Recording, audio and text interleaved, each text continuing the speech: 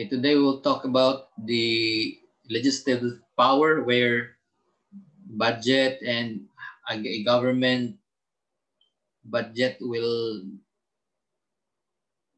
pass through. So this is the power of Congress, which is in charge of the management, fiscal management of the entire country. So the budget always starts from Congress because they are the one who grants to approve the budget.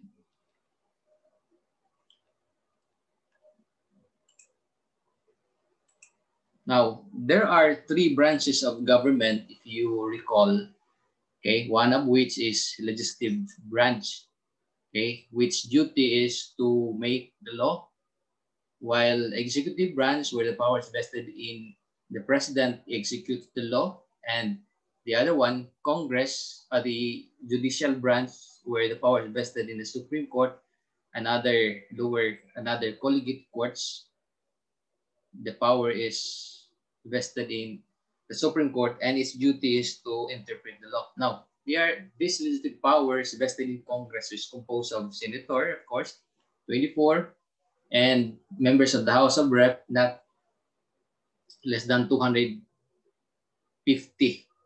Okay, and the 20% of which comes from the party list representatives. Now, the exercise of legislative power by local government. There are requirements, okay, in order for the local government to passing a law will be valid. So in the national level, there is a counterpart. We have the legislature, congressmen, but in the local level, there's also another counterpart, and that is the council, provincial board, and then barangay council, municipal council, or city council. Okay, in order for the law to be valid, there are requirements. Okay, in the local level, we call it as ordinance. In the national level, we call it as statute or laws passed by Congress.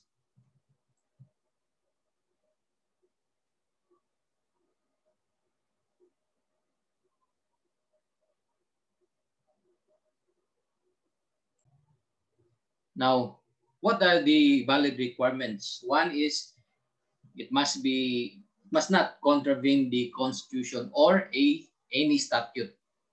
What do you mean by contravene? It should not run contrary to the Constitution or any statute. The highest, of course, is the Constitution.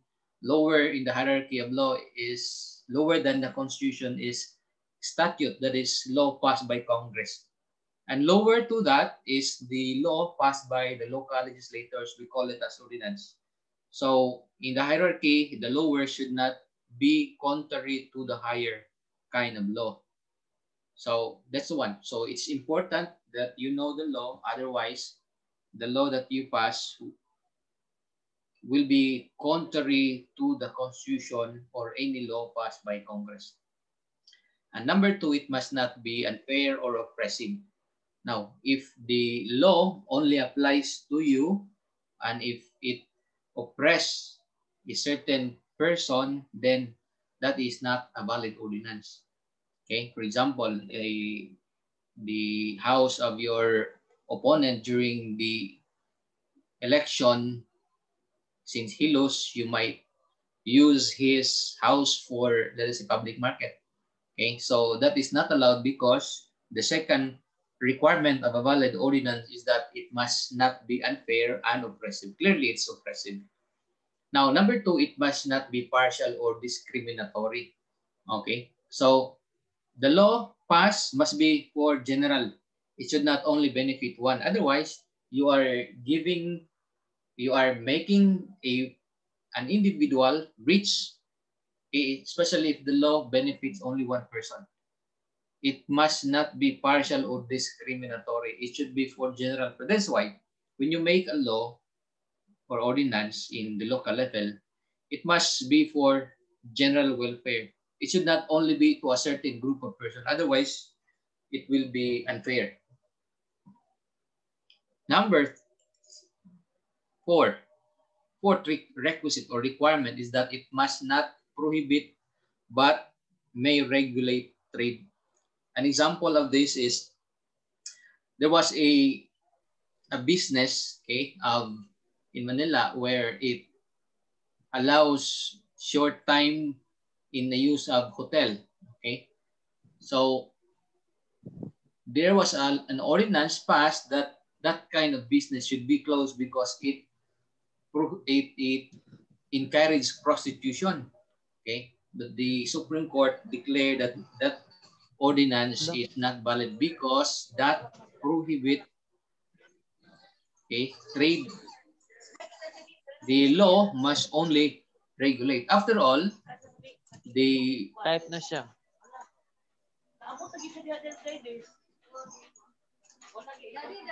the reason why we exist is because sometimes of the business coming from the tax of the taxpayers. Okay, so the businessmen, they are the taxpayers. They give money to the state, and in return, the state gives us the services that we need. So it should not prohibit but regulate. Okay, that is why until now we have that kind of business. Although um, it appears only to be moral, but you know there are people there who go to that place, not necessarily doing bad things. Okay, but sometimes rest.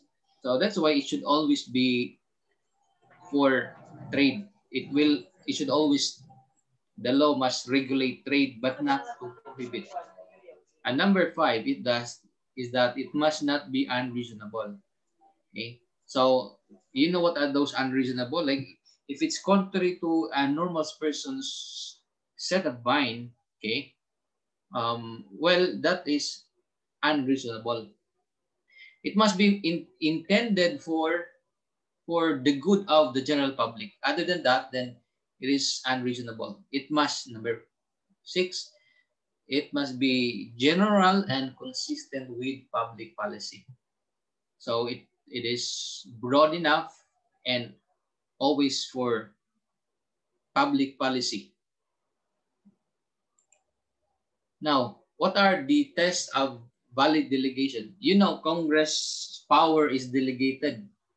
So they cannot delegate it to somebody, but there are exemptions, okay, that it can be delegated. Like, for example, the president may be delegated later on to increase the tax. The law increasing or lowering down the tax is vested only in legislative branch, but the Congress may set it that giving power to president that he may raise the revenue, raise the tax or lower the tax if the economic performance would go up or lower down. Okay, so that's one example where the Congress may validly delegate the legislative power to the executive branch. Okay, and what are the tests when they are going to delegate the power? One is it must be complete. Okay, we call it as the completeness test. The laws set forth the policy to be executed, carried out, or implemented by the delegate. So it must be clear. Okay, going back to the principle that once delegated, it cannot be delegated. So if you are delegated, since your power is already delegated, you cannot delegate it to somebody. But the exemption is that, okay, with this, okay, the law passed, the power passed to somebody must be complete. Okay, so such that there's nothing left for the delegate to do but to enforce the law. So it must be complete. Now, another set or another test of a valid delegation is that the standard, we call it as the sufficient standards test. The standard defines legislative policy, marks its limits, maps out its boundaries, and specific to the public agency to apply it. So it indicates the circumstances under which the legislative command is to be effective.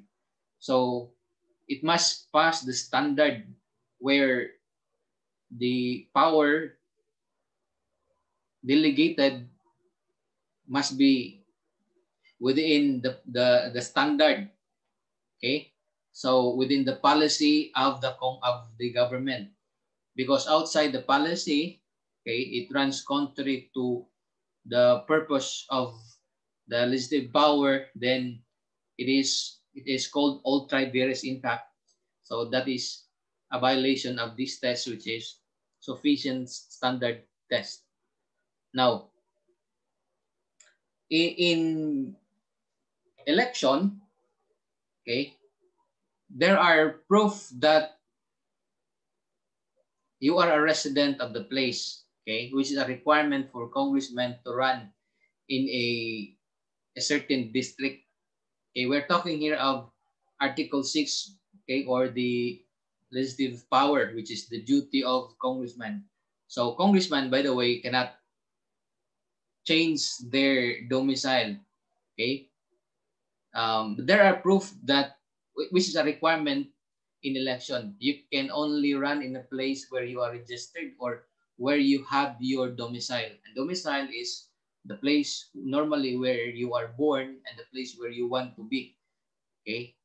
Like for example, you are spending most of your time in that place, and your place of work is not really the place where you want to live forever. It's just that every time you have a vacation, you always go to the place where you want to spend.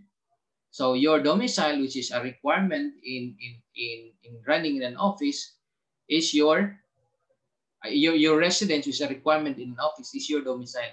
So there's no distinction of domicile and residence in election, okay, as a requisite in running in an office.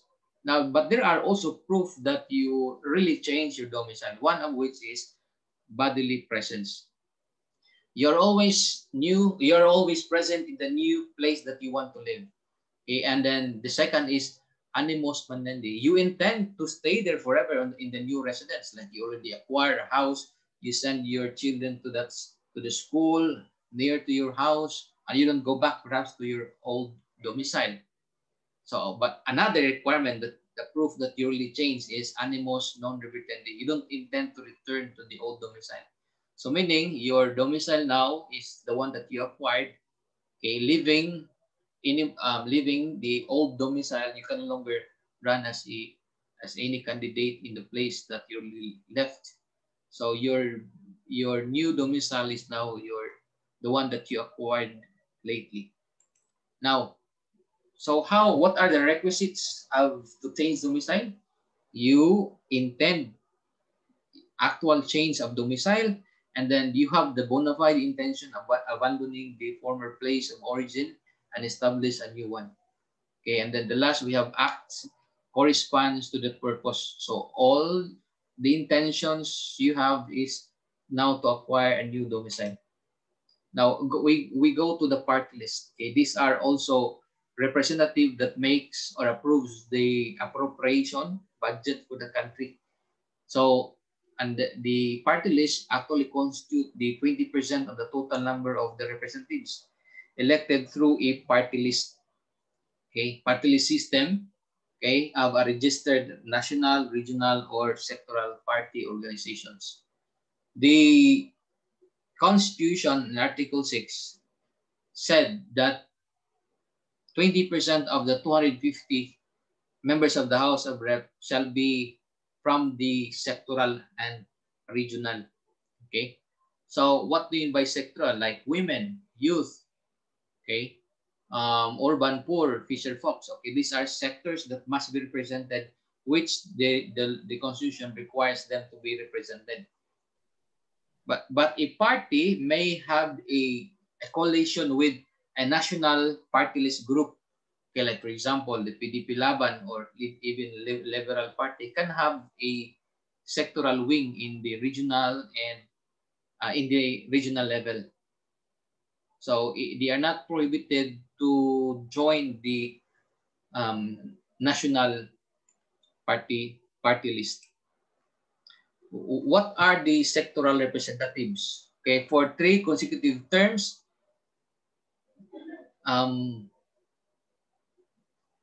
So one half of that under 1997 Constitution must be for sectoral. Okay, the sectoral representative is the one that I'm talking about the youth, the women, urban poor, fisher folks. Okay, these are the sectors that must be represented. Now, so the three different parties, organizations may participate in the party list system. So the party list may actually join or have their wing in the both national and regional. Okay, it is not prohibited. In fact, a representative from a sectoral does not necessarily mean he is a member or he is a one of the sectors that he represents. For example, if he is a fisher, if he represents the urban poor, it doesn't mean then that he should be poor. Or if he represents the guards, which is a marginal group that must be represented because they do not have any representatives, he should also be guard. The requirement is that as long as you have the advocacy of protecting the sectors that you want to represent, you are qualified, okay, to run as their representative. Now, the national and regional parties or organizations do not need to organize along sectoral lines, okay, and represent any marginalized or underrepresented sector. Okay, political parties will participate in a party list system provided that they register under a party list system. If they do not field candidates in the legislative district elections. Okay, another is a party that participates in the legislative district elections may still participate in the party list through a sectoral wing. This is what I'm talking about. The sector may have a counterpart in the national. Okay, the sectoral wing can be part of political parties coalition, but the former must be registered independently in the party list system.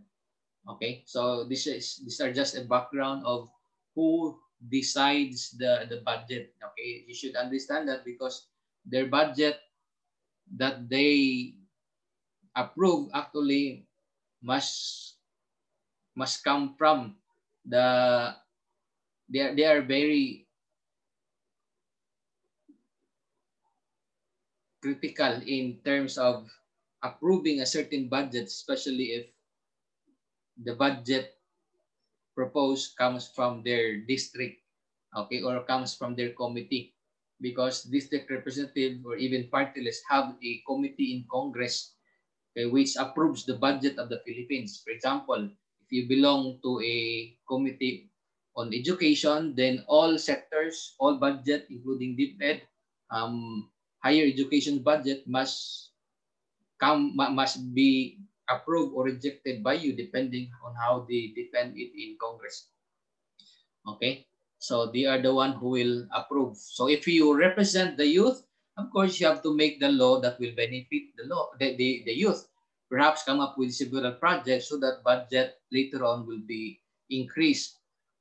Okay, so if you represent women, then since you are an advocate of the rights of women, then you have to perhaps defend the budget, okay, in favor of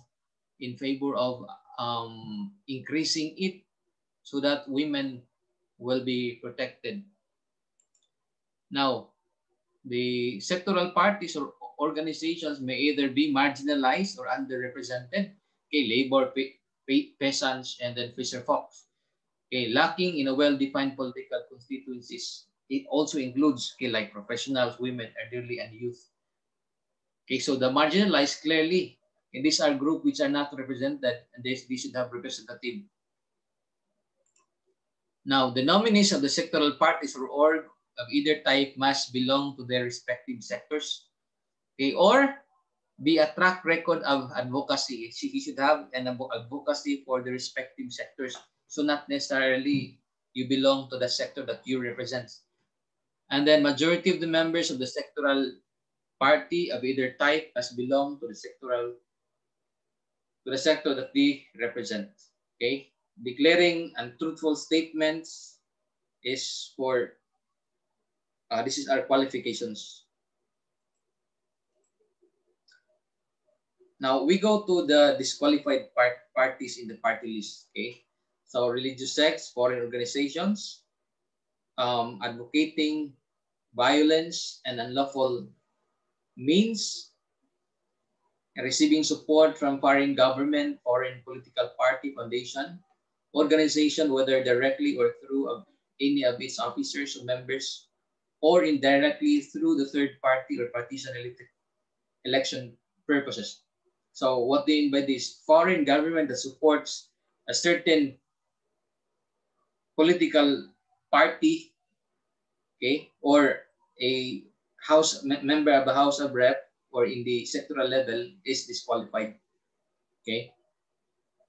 So if you want to have a party list, these are the disqualifications. So it should not be a religious sect, foreign organizations, or a group that is supported by foreign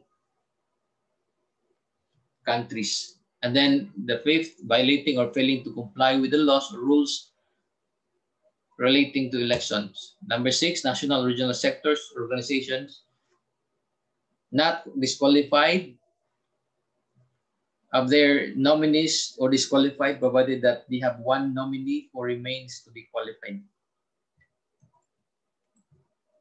Now, in section 22 of article 7, okay, and it's about executive branch, there's actually a prohibition here.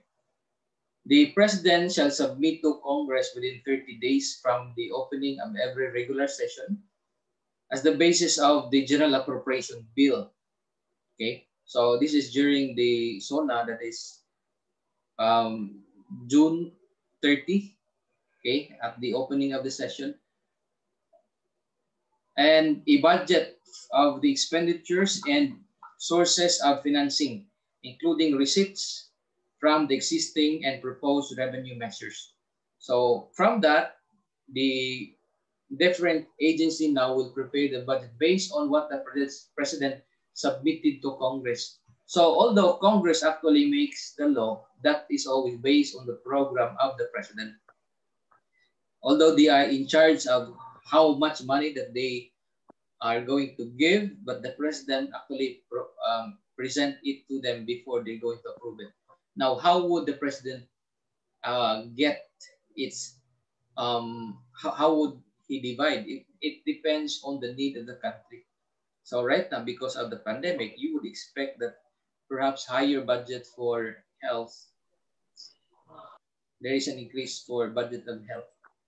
Now, Article 6, which is in the legislative power, it states that all appropriation, revenue, and tariff bills, bills authorizing increase in the public debt, bills of local application, and private bills shall originate exclusively in the House of Rep. Okay, so why is this bill, the budget for the country must come from the House of Rep? The reason is that the House of Rep, you know, these are district representative. They represent the district of the entire country. So they know very well the problem of their constituents. Okay, so that is why the budget must come from them. Okay, the revenue bills, tariff bills, okay, how to get the money, and then the tariff bills refers to the laws on export and import, bills authorizing increase in public debt. Okay, if you want to borrow money from other country, okay, like right now we borrow billions, okay, just to augment our budget because we do not have income because of pandemic. Bills of local application and private bills shall originate exclusively in the House, but the Senate may oppose or concur with amendments. So they also have the power to concur or make some amendment. Now, there is what we call as the by bicameral committee, meaning both houses in the, if there are disagreement, then they can create a bicameral committee that will settle the differences of the law passed by House of Rep and the Senate. Okay. Now we go to section 25 of articles. The Congress may not increase the appropriation recommended by the President. Okay, for the operation of government specified in the budget. The form, consent, and manner of preparation of the budget shall be prescribed by law. So you should know what are those forms, okay, to be submitted as if you work in that department, you have to prepare all those documents. And then number 2, no provision of enactment shall be embraced in the general appropriations bill unless it relates specifically to some particular appropriation therein. Any such provision of enactment shall be limited in its operation to the appropriation to which it relates. Okay, another. The procedure of approving appropriations in Congress shall strictly follow the procedure for approving appropriations for other departments and agencies. So that is why it's a tedious process, really, because they have to scrutinize the budget. Otherwise, the country would be bankrupt. So they have to be very strict and very keen in approving a certain budget. A special appropriation bill shall specify the purpose for which it is intended, shall be supported by funds actually available as certified by the National Treasury, or to be raised by a corresponding revenue proposed therein. So the budget that they propose must be certified by the National Treasury that we have that fund. Or if there is no fund at the moment, then they can propose where to get the fund. Now, number 5, under that same section, no law shall be passed authorizing any transfer of appropriations. Okay, however, the President of the Senate, Speaker of the House of Representatives, a Chief Justice of the Supreme Court, and heads of Constitutional Commission may by law be authorized to augment any item in the appropriations law for their respective offices, okay, from their savings. So they are the exemption. They can actually use the savings they acquired, they gathered, okay, to augment other items. Okay, other offices, they are required to return back the savings they have to Congress, because Congress is the one who is in charge in appropriating money. So since it is savings, it's now subject supposedly to Congress where to put that money. The exemption, as I have mentioned, President, President of the Senate, Speaker of the House, Chief Justice. Okay, why is it so? Well, basically they belong to different branches of government and which are independent of each other.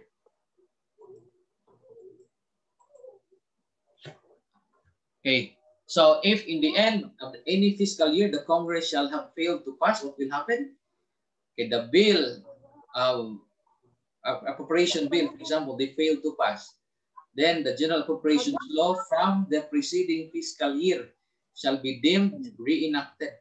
So if they fail to pass the law within that year, then the budget that will follow, or where they're going to apply, is the preceding year, until such time that there is now a bill, now a new general appropriations bill passed by Congress.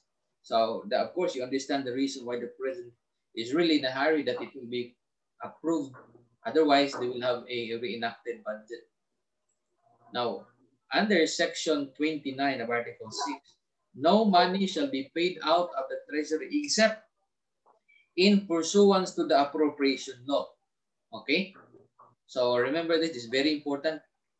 No money shall be paid out from the treasury except in pursuance to an appropriation made by law. So the basis of the disbursement in the Department of Budget Management is always based on what we propose and approved by Congress. Okay? So since the money will be released in the Department of Budget and Management, okay, given to different banks, depending on what bank you subscribe to, normally DBP, okay. The Department of Budget and Management will release the special release order only when there is actually a fund, okay, when it is approved by Congress. So always based on the appropriation law. Now, Section 27.